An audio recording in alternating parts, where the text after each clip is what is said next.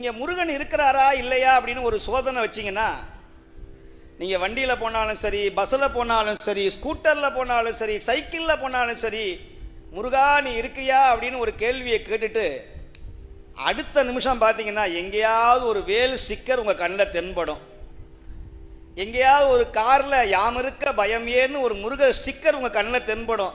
அப்படி தென்பட்டதா இல்லையான்னு இன்னைக்கு நீங்கள் பரிசோதனை செய்யலாம். வீட்டுக்கு போகும்போது நீங்கள் வீட்டுக்கு போகும்போது, முருகா நான் கோயிலுக்கு வந்தனே, இந்த சுவாமி சொன்னாரே நீ இருக்கியா இல்லையா அப்படின்னு பார்த்தீங்கன்னா உங்கள் முன்னாடி ஒரு வேல் ஸ்டிக்கர், வேலும் மயிலும், இல்லைன்னா எங்கேயாவது ஒரு பேக்கரியில் ஒரு கடையில் சண்முகன் பேக்கரி, சண்முகன் மளிகை கடைன்னு முருகனுடைய காட்சி கிடைக்கும். இது இல்லைன்னு மறுக்கவே முடியாது. முருகன் இல்லாத இடமே கிடையாது.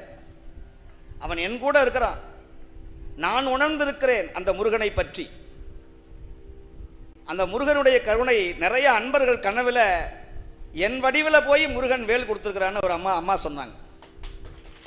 அப்படி முருகன் எல்லா இடத்துலையும் உண்மையான அவன் நாமத்தை சொன்னால் அவன் ஓடோடி வரக்கூடிய உத்தம தெய்வம் கந்தன்.